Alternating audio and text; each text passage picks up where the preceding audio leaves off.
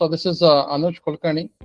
I represent the GCA as a core member, and my focus is more into building a security culture, right? And also looking at how we can train anyone and everyone in India about cybersecurity.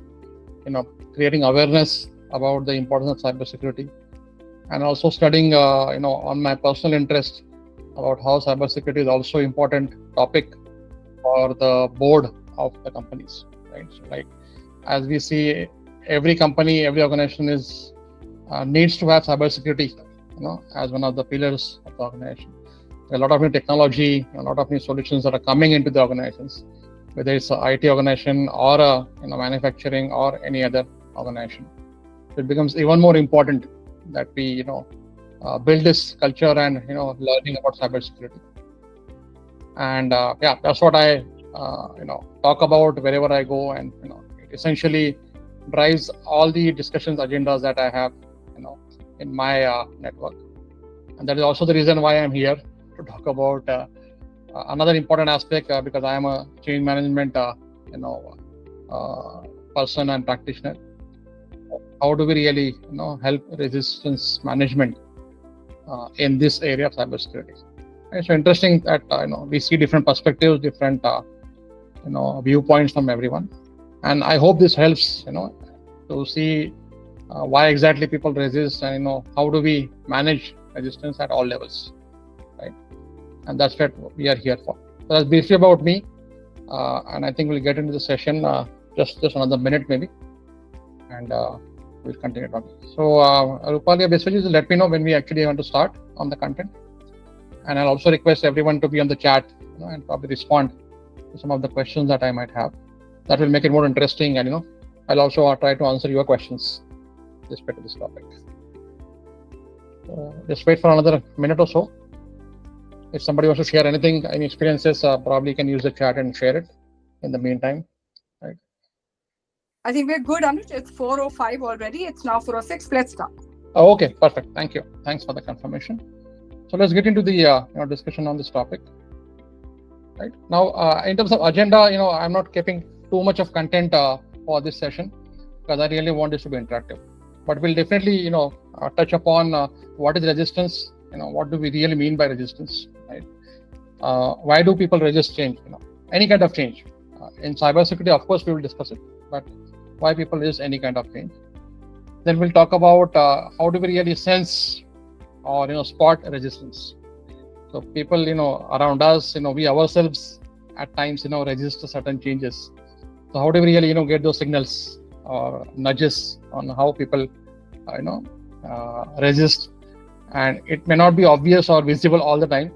Sometimes the actions speak louder than the words. So we really need to see how do we really spot this. And definitely we need to see how we manage, right? So topic does not really focus only on cybersecurity, but in the context of cybersecurity, we are going to touch upon a few instances. And that is where I said, more questions and more examples come from your side. We can talk about in that context of your examples. Okay. So I'll give you one example. So before getting into this particular agenda, so this new Data Privacy Protection Act is already been launched by government of India. And very, very important topic for all of us, right? Every Indian citizen, will be affected positively or negatively by this new Data Privacy Act. So organizations are supposed to be ready, people are supposed to be ready, right? And we're already discussing and seeing a lot of resistance on, do we really need this? Is this done the right way? Does government really understand data privacy? And how do they ensure that, this will happen the way they are, documenting it? And a lot of deliberations happening around data privacy, right? So we need to understand, as individuals or as organizations, how do we really support this, right? Because we also will also have concerns and resistances, right? So it's important that we discuss how do we really manage this, so that ultimately what the objective of having a Data Privacy Act in India, and whether we really see the benefits that have been achieved. Just one example. I'm sure you will have other examples also. And I'll also share a few more as we move on. Right? So let's get into the topic. So before I show you formally, so anyone wants to put in the chat quickly, what in general, what do you think is resistance? Anyone has any perspectives that you want to share? Again, this is not a test, just to get your viewpoints on this. Generally, what do you understand when the word resistance comes to your mind? Just switching to the screen just to see the chat. If anyone has any quick idea, just share that on the chat.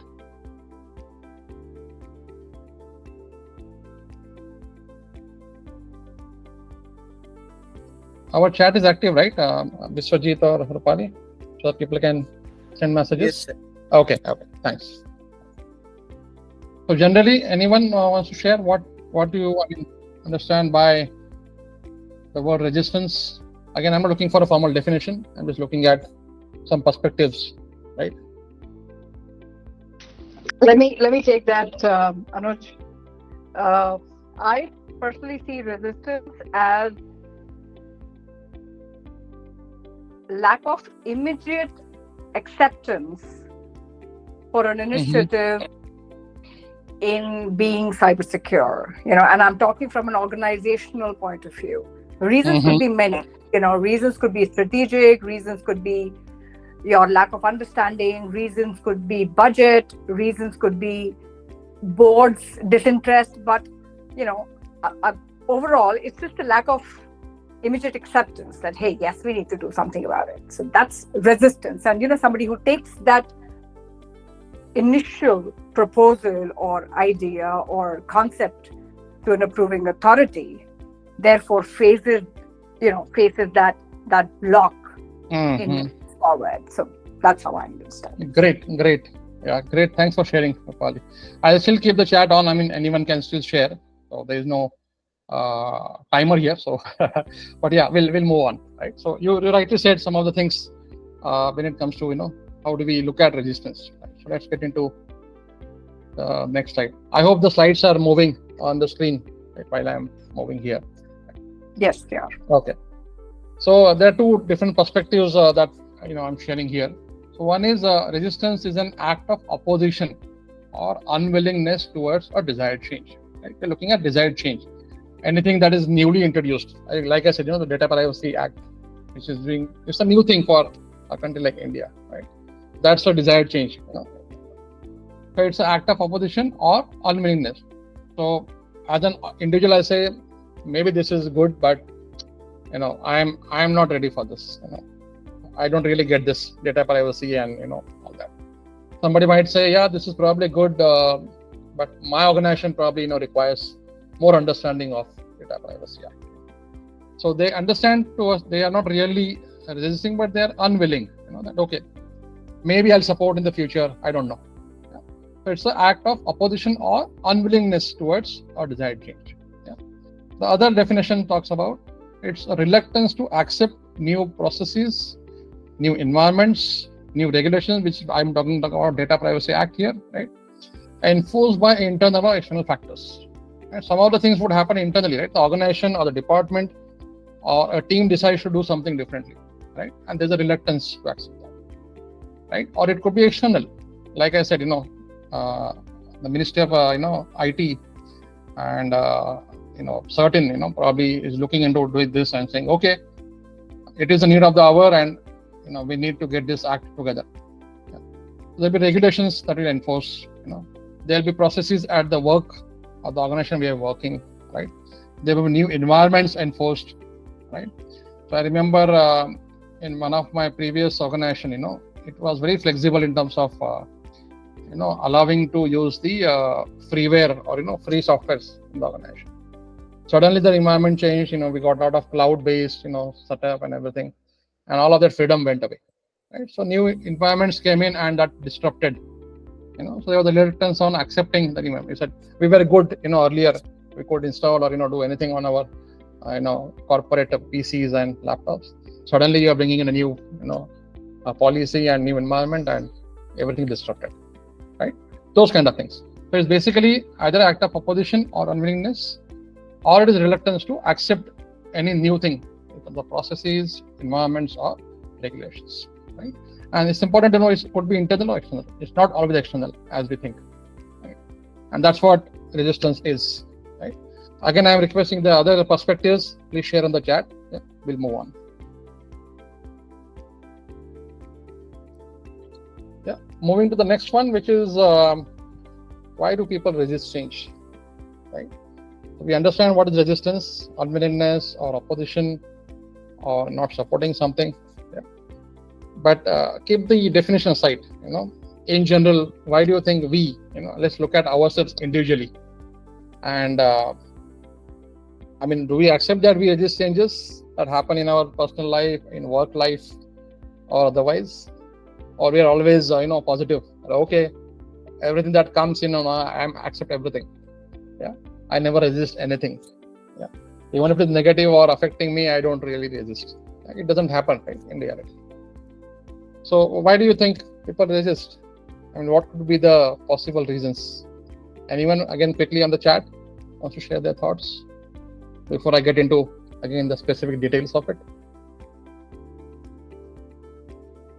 So are we allowing others to unmute, or they can share in the chat? They can, but Anuj, the way we normally have the session, because it's recorded and it's kind of heard by people, post the session, keep the Q&A towards the end, if that works for you.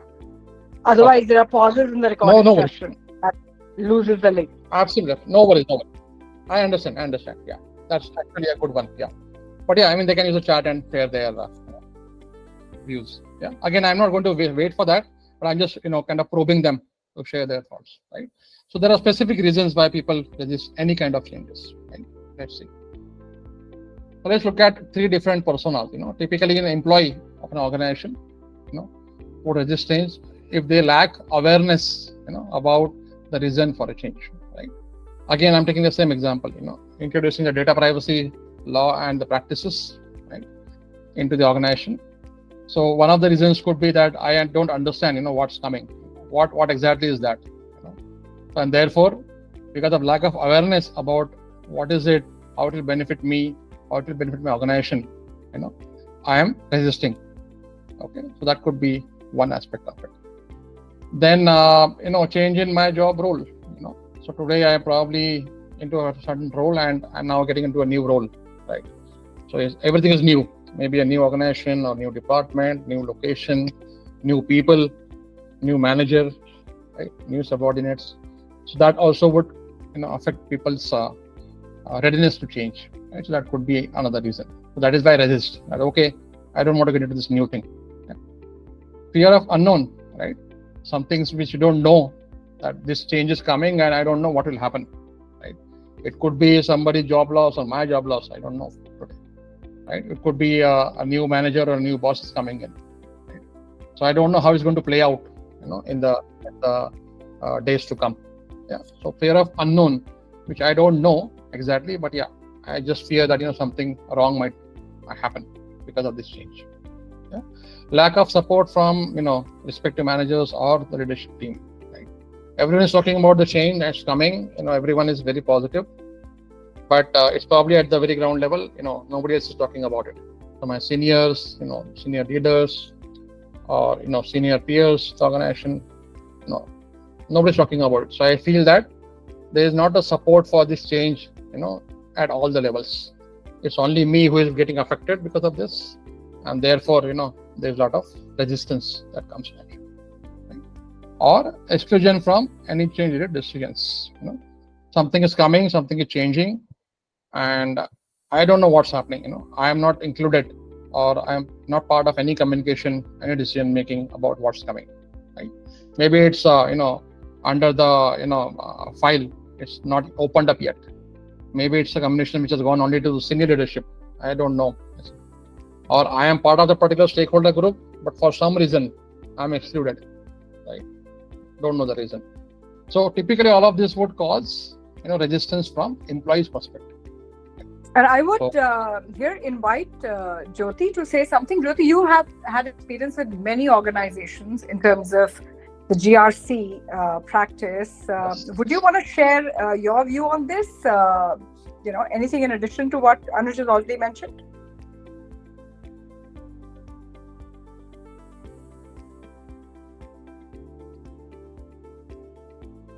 Is she on mute, maybe? Jyoti? Okay. I think maybe she. Yeah, no worries. Carry on, Anuj. Okay. So, yeah, now that's typically from the employee side, individually how it's going to, play out, and where maybe reasons why I would resist it, right? What happens to, the manager, person who is responsible to make that change happen in their department, in their team, or maybe at a particular location, right? So they would think of change as, it's something that probably is good change, but our organizational culture, does not really support this. Could be the manager's viewpoint. Therefore, they would resist. Lack of awareness and or knowledge about the change, right? So they don't have sufficient awareness or knowledge about what's going to change, how it's going to impact people, right? And therefore, they, due to the lack of awareness or knowledge, probably are resisting, because ultimately they are answerable to their own employees and team members, right? That's the reason. Third, typically is lack of support or commitment from the change management itself, right? So team that is responsible to bring this change, they are not supporting, right? Or that commitment is not there, that okay, everyone is talking about this, but it is still, there are some gaps, some loose ends, which probably are making me worry about whether how it's going to play out. So I might support it, but later on I might require, see that it's not really happening the way it was communicated, right? Or not everyone is supporting this, right? So I feel I'm the only one, who's probably taking this challenge up. Misalignment with project goals and personal incentives, right? A lot of time managers would say, we are already doing so many things, so many projects are going on, so many initiatives are running, right? And this particular change that is coming up now is going to probably affect all my projects, all my departmental initiatives, right? That might make them resist affected change. Or it could also be personal, what's in it for me? Everyone will ask, what's in it for me? The manager will say, I take ownership for this particular change. I'll make my team, understand and try to help them go through this particular, items and, help them manage resistance. But what's in it for me, if I do all of this? It could be, reward, recognition, or anything else. So if they don't see it clearly, they see the trouble, and therefore they might resist the change. Anuj, I'd like to add a point here. We had like a training of quite a few professionals from PSUs at Certain some time ago, and a lot of them did mention that they would be keen to actually bring in a change in terms of securing their own organizations and personal information of their employees, because it was their duty in the role to be able to deliver that. But because they were facing resistance, or sometimes resistance comes also not from lack of intent, but also from lack of understanding, you see. Yes. So if people don't understand, they resist because they don't know, and you did rightly kind of point that out as well. So there, one of the people suggested that what worked for him in that role was to document that initiative, So I would absolutely towards the end expect that if you could give in certain suggestions as to how do you manage resistance, I'm sure your presentation would have that. But typically a good example of him was, he said, I documented this and I shared it with my team saying that, hey, this is what I wanted to do. And it seemed that we all couldn't agree on this, but this is something that could be of huge, Yes. a reason of a huge, downside in terms of business risk. And therefore, if you're not agreeing to this, at least suggest an alternate point of view, because rather than kind of hitting, kind of facing like a dead end and having no solution, when things are documented, when things are reported, it's an organization, and getting an agreement is not easy unless you're a leader and you're kind of leading from the front. People have to kind of get consensus, and best way to do that is to be able to document every initiative that comes forward. So that's one way to I wouldn't say manage resistance, but to at least avoid some kind of continued resistance going forward. Up to you. Yes, we are going to address that. You took a very specific example here, and thanks for sharing that. But yeah, in our next slides we're going to actually touch upon how do we deal with this. And as you rightly said, generally changes are always top to down, right? Top to bottom, right? And people say, okay, either we accept it, or we are lagging behind, right? So if you are listening to them, or what really the challenges are at the ground level, there are a lot of things that can be done, to address the resistance or address the issues that are there, right? And therefore we can turn this into a more positive, environment which supports, a lot of people supporting this, but it requires conscious efforts, right? So listening to the feedback or what's coming, is very, very essential. We'll touch upon that in one of the topics that we're going to discuss later. Yeah? But thanks for bringing that up. I really appreciate it. Yeah. And another point for managers is lack of confidence in their ability to manage change. So probably none of these are concerns for them. They understand what's coming and they want to support. Yeah. But probably it's their own ability, for whatever reason. For example, if the Data Privacy Act is getting introduced in the organization, managers might say that this is not an area of my expertise. I probably don't know what's coming and whether I'll be able to really help.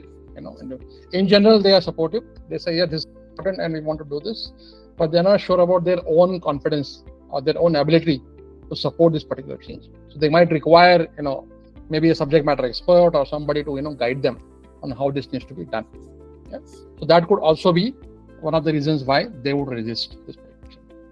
And some general factors, right? So like for individuals or for managers or for anyone, if something is against their self-interest, right? For example, again, how much of data privacy you want to introduce in the organization, right? So that could be, lack of trust, So who is bringing this change? Whether I can trust that person. If there's a supplier involved in this, sorry about that. Loss of control, they might think, this is something that is going to take away my privileges. Somebody is going to drive this. And so what happens to my own people and how I work with them, right? Typically, a Data Privacy Act, when it comes in, there will be other experts in cybersecurity or data privacy who would, probably take it up as an initiative. Now, if I'm not a cybersecurity or a security expert, I would feel that, I'm losing control. My position, my power, my influence probably is getting limited by this. So that could be another concern there. As I said earlier also, it could be incompetency, that I don't know enough about this particular topic or this particular change. So I feel that, I am probably incompetent, and therefore there could be resistance. Yeah. And uncertainty, right? We are living in the VUCA world, so uncertainty happens to be one of the bigger, challenges there. And we don't want to get into something new because that would disturb our existing setup, right? So it's better to avoid it. Why really invite a trouble, right? For us, for our teams. So that could also be a general, reason for avoiding any change. Again, this is not an exhaustive list. This is just to, bring that synergy into what resistance is and what happens if people resist, and what really could be some of the root causes. There could be many more than this, but this gives us a kind of some pointers on, and we have to understand that any change for any matter, not just in cybersecurity, it's very natural for any human being to resist it, right? So once we accept this fact that any change that happens, there will be resistance, right, from people. And at least we are, one step ahead, that okay, we really need to look into this and see how we can manage this. If you don't bother, the people will resist naturally, then it becomes even more tougher for us to handle it. Okay? So with that, let's move to the next one. Yeah. Now this is interesting because, as I said, resistance is natural. People would resist change for any reason. We talked about some of them earlier, right? But do they really exhibit or talk about it, right? Or are there things that they do through which I can see that, okay, this person or this team, this manager, or even the organization itself, is really resisting, right? They may not talk about it openly, but we can spot some of the, actions or reactions that they have that tells us that, okay, there's something that needs to be done, to support this particular team or employee or the manager, right? So let's look at some of the factors there, right? So you might see at a very high level, everything looks good. There's a new change coming in, right? Again, same example I'm taking, Data Privacy Act is getting introduced. So everyone is kind of charged up. Yeah. But you see that maybe from a department or a particular team or a manager or a group of employees, they're not really participating in the activities that are lined up to support the change, right? So in general, if you ask them, yeah, this is good, probably this is very good for the organization. But when it comes to actually supporting it through participating activities, you see that they are not there, which means there's probably some reason or something hidden which we need to understand. Secondly, openly expressing negative emotion, right? Some of them will be openly talking about it, which means that we will know that they are resisting for whatever reason, right? Absenteeism. Whenever there is any specific initiative and there is a meeting to discuss it, probably I'm busy, I would avoid getting into such meetings.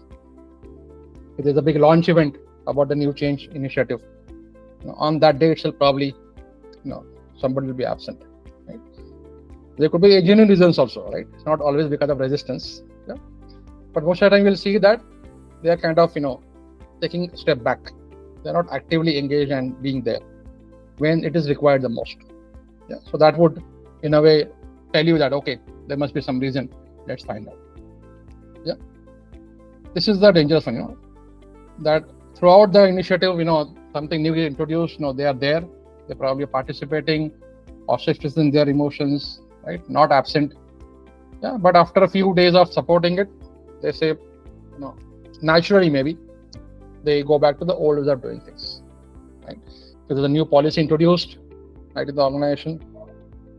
They are visibly there, they are supporting it, right? But then they are doing certain things which are not as per the policy, probably as per the old policy. Yeah. If a new technology is introduced, they are supporting it, they are there, but after some time they say, so in action, it is not there, right? They always look at, can we go back to the old ways? Or they would say, you still have an option, right? So let's do it that way, right? While we are supporting this. So that would also in a way signal that maybe something is not working for them, right? And therefore, we need to look at such employees or such organizations or such teams to see what exactly would be challenged. Is it the new system or the new process is not working for them, therefore they're going back to old ways, or is it something else? Yeah. So this is another signal. And you would probably see over a period of time that there is a decrease in productivity, right? So this could be any of these reasons that you see at the top.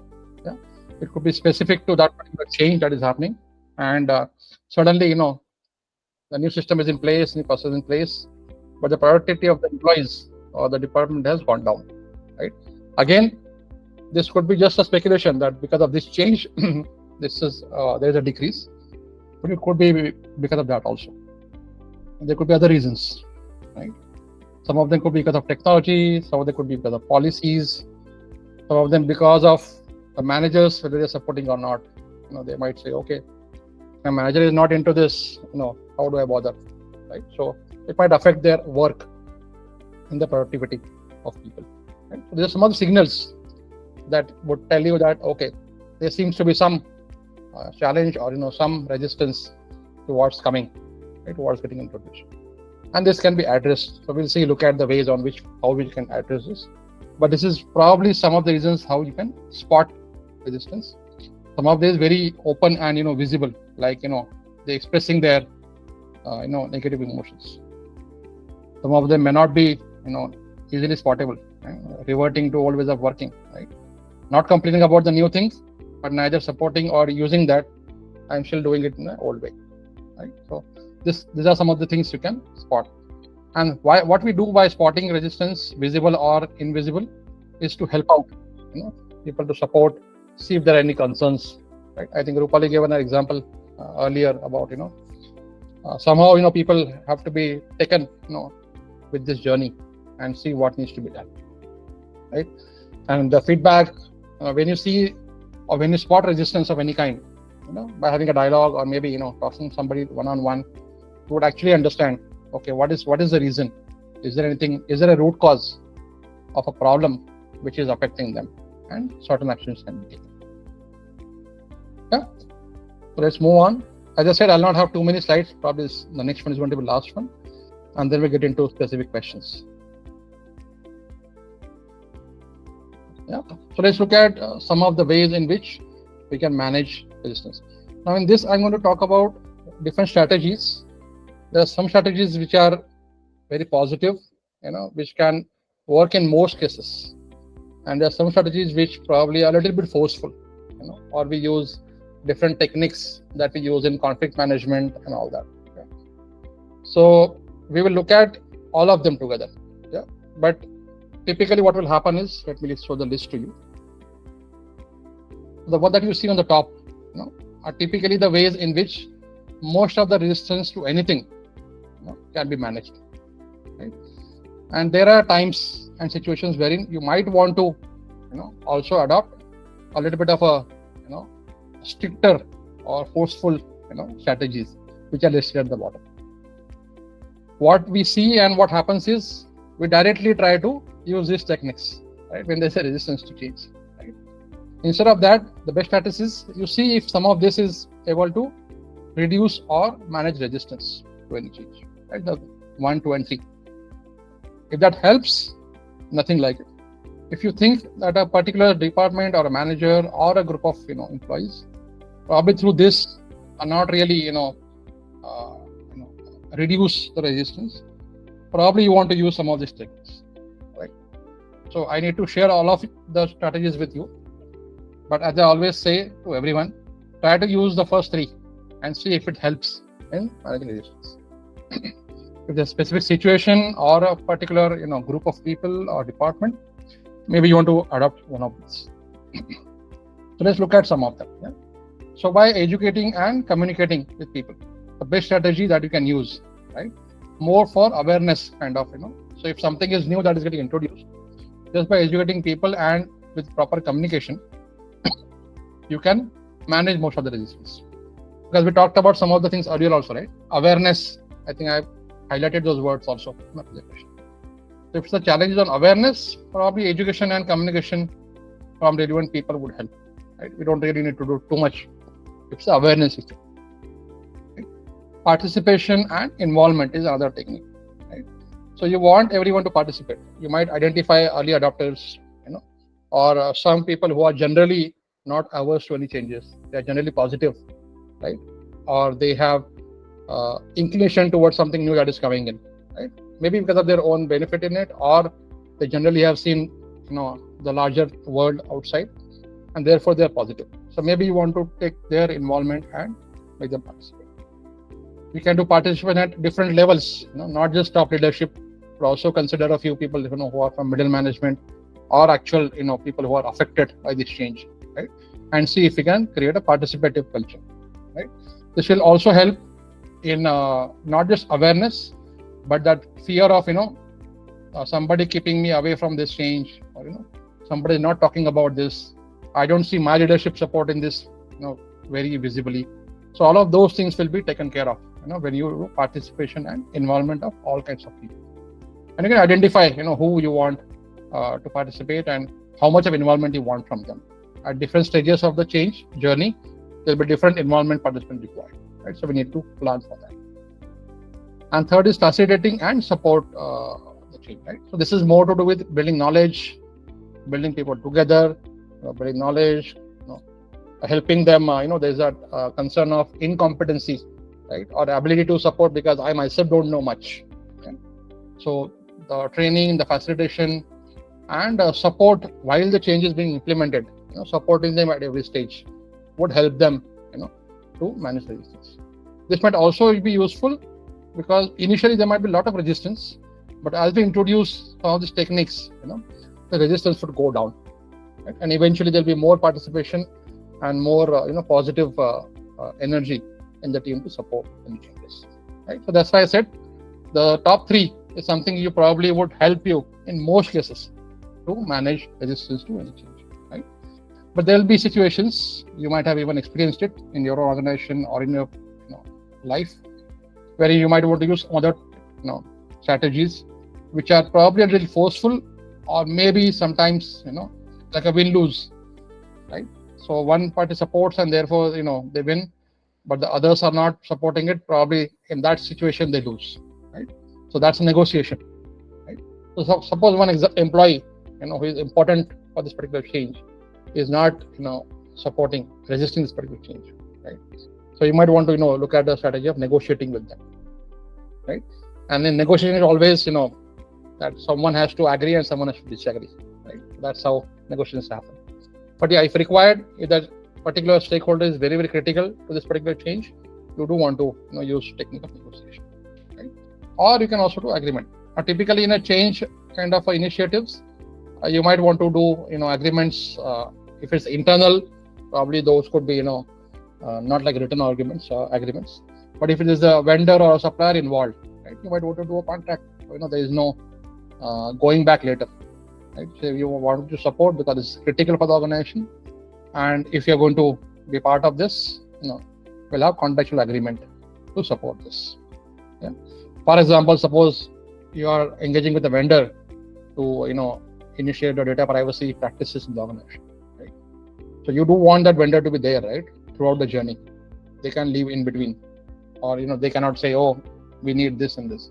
So we agree on all those things, terms and conditions, before the initiative is launched, and therefore they are bound by a particular agreement. This is another strategy, right? More useful in external kind of stakeholder engagement, but can be used sometimes even with internal stakeholders. And again, depends on what kind of stakeholders you want their participant involvement, and what kind of stakeholders are really going to influence a particular change. And there are other techniques like manipulation. Again, not really promoted, but at times if it's critical and the stakeholder in any case is not going to support.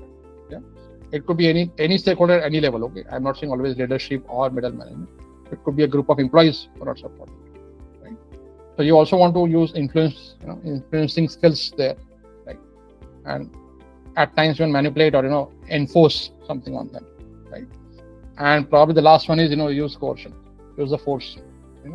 Use the manager or the leader of the department or head of department to say, yes, we don't have a choice. This needs to happen, and this needs to happen at this particular time frame.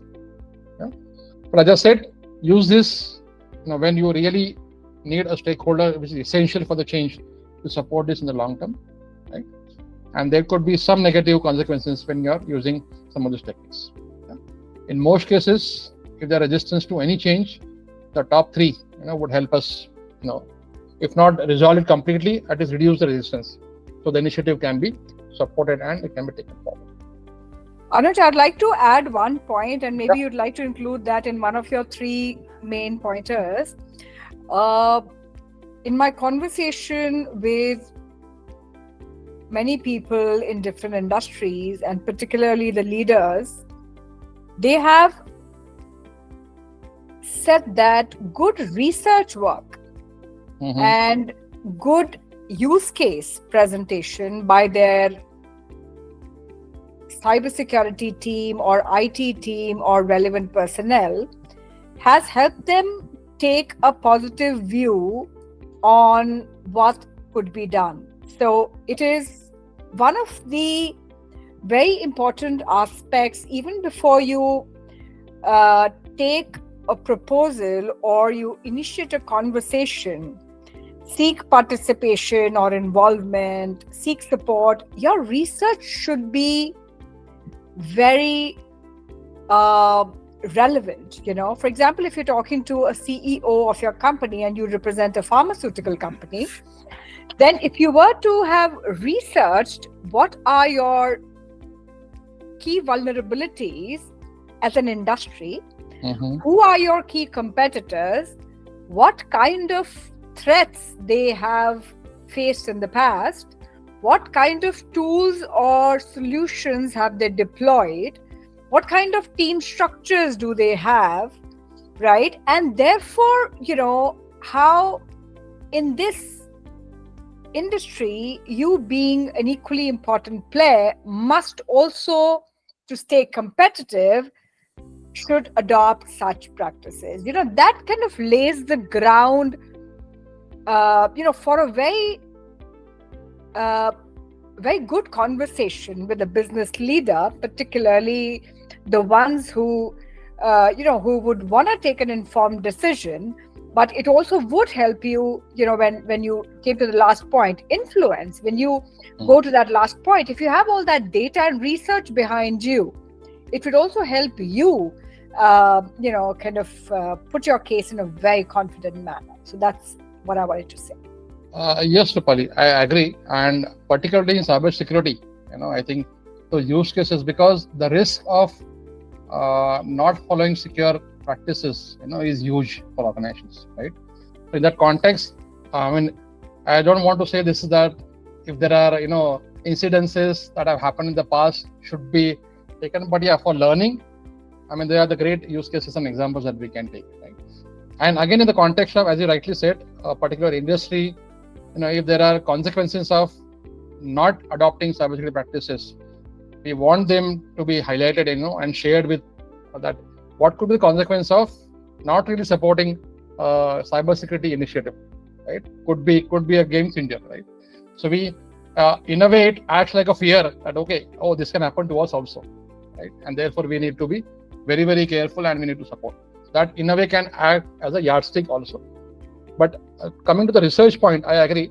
If you have done enough research and the data points that we can share when it is probably about communications or participation, I think that would really, really help organization reduce a lot of resistance.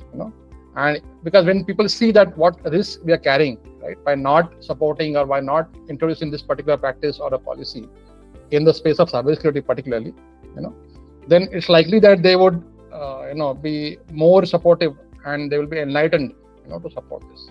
Not sharing that data or some examples or best practices, or the research data that we have, it's going to take more time and energy to help them support any change in cybersecurity. So very, very important point that you mentioned, right? And I'm glad that you mentioned, because if we come prepared, when we are probably initiating a big change in the organization, these pointers, this research data, some use cases of failures as well as successes, right? Not just failure to create fear, but also successes, opens up, people to support something. And we don't want to get into this situation, right? We better prepare ourselves, right? Especially leadership and managers, can prepare themselves looking at these various data points and say, probably this will help me also, or help me as a manager or a leader to cascade this to my employees, and they also see that this is the need of the hour. I think we need to really support this, and in a way, then we don't really need to use these techniques that I mentioned, right? But yeah, it's very, very important that we have data, we have some examples, we have some research to back why this is coming, right? Why we are really getting into this, why we're getting into this right now. Why can't we wait, for a few more months, a few more years? So yeah, great point. So with that, I think I have one more slide, but that is more like a summary of all the things that we discussed, different approaches, commonly used situations. What is it? This is something just for reference, right?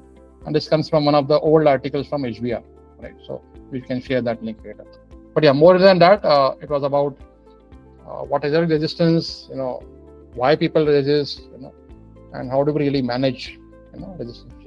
And we'll email this presentation to all of the attendees, and for members, it will be in the resource section of GCA website. So I would encourage any discussion around it. Anuj, when are you opening the floor for conversations? We can open it now. So, all right, good. Yeah. So we have Pankaj, Kaushik. We have quite a few GCA members as well today, and thank you so much to all of you to for attending this session. I'm sure all of you equally feel that managing resistance is one of the important areas. I personally wanted to just make one last point, that staying vendor agnostic is very important, even if you're talking to your management or your colleagues regarding what you must do or what you should look at in terms of being more cyber secure. It's more important to talk about the aspect what we need to secure and a manner in which we can do it, rather than kind of talking about products available or the companies which are doing it, because then people kind of end up kind of sometimes not being very sure whether you're talking about a company or a particular product, or you're actually talking about a solution to a problem. So to the extent we can stay vendor or product or brand agnostic in our conversation. That also helps to manage resistance, in a way, and leave that decision to the management. Only look at the solution. So Pankaj, Pradosh, Kaushik, Jyoti, any points from you guys, and of course everybody else there. Yeah, Jyoti here, Rupali. I think Anuj had mentioned most of the points. So, one thing which I had seen uh, in my career was about the competency or about the expertise of a person. See, in this case, what I am talking about is about the backup of our data and all. No, so some people feel that it is my responsibility. Why do you want me to put it into some other place? It is my asset. It is my responsibility. So some of those ownership and some of those uh, not understanding the uh, the complete picture of it may cause this resistance as well, is what I wanted to. I mean, this was mentioned by Anuj in one or two of the points, but I just want to spell it out this way as well. Yes, Jyoti. I mean, that's a valid point. At times, these boundaries are not clear, right? If I create a document, although it is for the work purpose, do I really own it, or does the organization own it, right? And suppose it has to be, put in for a reference, say on a SharePoint site or some storage system, right, which is centrally accessible. I mean, I deal with this almost daily basis because I do knowledge management kind of activity, right? People say, yeah, I'll build this particular document, but will I really have the right on it, or it becomes organizational?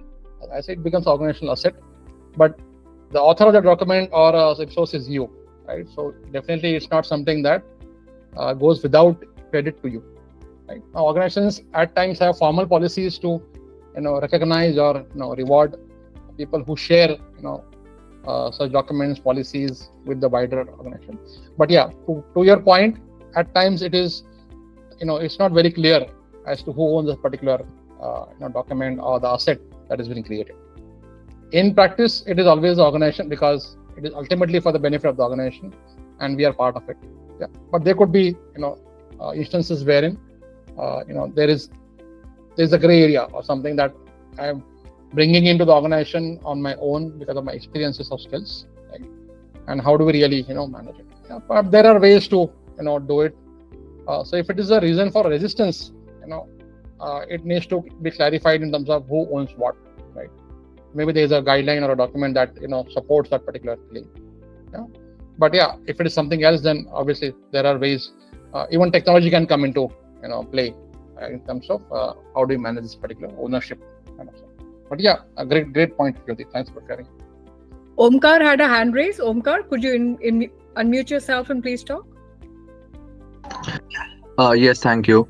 So one of the things that I've seen and heard commonly when I talk to leaders with respect to implementing best practices and resistance is related to making or having to make a choice because they have limited budget, and then a lot of people tend to choose something like, let's say, marketing or product related implementations because they tend to see the results sooner, because it gives a direct impact and revenue as compared to best practices in cybersecurity.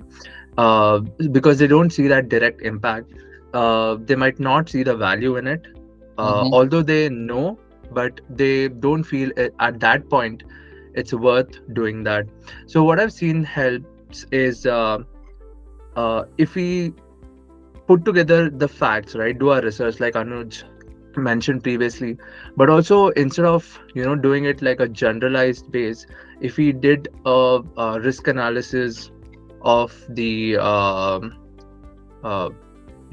of the structure of the organization and then quantified it based on probabilities, I think it has helped people change their minds, right? It's easier to convince when you say these are the risk factors that we have, there's the probability of things going wrong, and I think it becomes easy to convince the management to keep aside budget for it. I think, Omkar, that's a wonderful point that you just made. And, in fact, but none of us, mentioned it, but I think that's, at least I've experienced already, many companies, particularly the product and solution companies, depend on, on a vulnerability assessment or any kind of a penetration testing report to demonstrate to a client that, hey, this is what your current risk profiling is, and if you were not to plug these gaps, therefore you're agreeing to stay vulnerable. So that plays a very big role in getting the management to at least look at that side of vulnerability and explore solutions. So yeah, great point. Thank you, Omkar. So Praful Srivastava has a point. Yeah, thank you.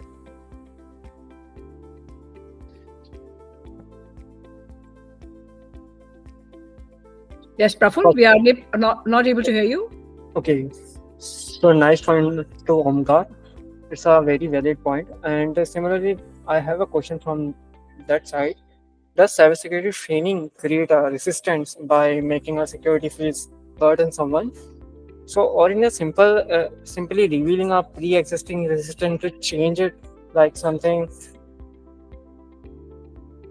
So if I get your question correctly, you are saying if we know what are the reasons behind resistance to if we share that upfront, is that what you are asking? Yeah, definitely. Yeah, definitely it helps. I mean, if we know, right? If we know possible resistances and reasons for it, we can definitely plan our communication and training around that. Right? Because certain things would come up in terms of the awareness about technology itself. Something new that is coming in, and we know it's important, but hardly anyone in the organization. I have seen that in more of non-tech organizations, wherein even basic things like antivirus, they probably may not be aware what exactly antivirus is going to do, right, in my organization, if I put it in all assets of my organization, right? So yeah, knowing those things in advance, if we have certain understanding of it, we can definitely create or plan our communications accordingly. Yeah, we definitely prepare for it. Yeah, so more of a proactive approach than being reactive. Right? We can definitely plant our communication strategies around those kind of issues, and see that people are already aware of these things, and there'll be less resistance as we roll it out in the organization. Yeah, good point. I have I think Pankaj, you here in the call, and you've had experience with multiple organizations including Tech Mahindra. Would you also want to comment about particularly the people in the manufacturing sector, in the operations, and their resistance to any kind of cybersecurity interventions, because it kind of in a way brings their entire operations to a standstill if you were to change a particular machine configuration or any kind of other aspects of their operations. It kind of does havoc in their operations. So would you want to take that up like a little bit? Yeah, so basically it's I'll say like it's balance of risk versus rewards, right? Because if they see some risk, and basically if they see some benefits also, and then way Anuj has elaborated basically how to reduce resistance, right? So then basically those things can be facilitated much faster. And again, like, because on that side basically it's mostly by knowledge and that kind of information that is not up to the mark. And because once we have that kind of information, and that with the representing the facts as well, and giving some case studies and case scenarios, then I think that articulation of that message goes clearly, and once it goes to all the levels, so then probably the resistance and all those things basically can be managed effectively. All right. Oh, thank you. Thanks, Pankaj. Great. So we're at 4:57. Unless there's any question or a hand raise, we'd finish this session. So any hand raise can happen now. Any question? Somebody can unmute themselves if they want to say anything. Okay, I think we're good. Anuj, thank you so much for a wonderful session there, and thank you so much for all the time that everybody here kind of took out for today's session. While it does not sound very attractive. I remember the last session where Akashdeep was doing live pen testing. Fantastic. It was almost, a very exciting session for all the students and other people. But, this is really one of the very important areas. Even Certain was talking to us today, and they say these kind of sessions are also equally important, in addition to, understanding the DP and doing like a live pen testing and things like that. But yeah, thank you so much. I love the session, and we'll have this PPT be sent to all the people in their emails who are here in the attendee list, and the members can see it online through their login on the resource page. So thank you, and thank you once again, Anuj, for a wonderful presentation and the conversation. And have a good evening, all of you. Thank you. Thank you, everyone. Thank you, Bye. Rupati. Thank you. Thanks, Anuj. Bye. Sure. Thank you. Thank you.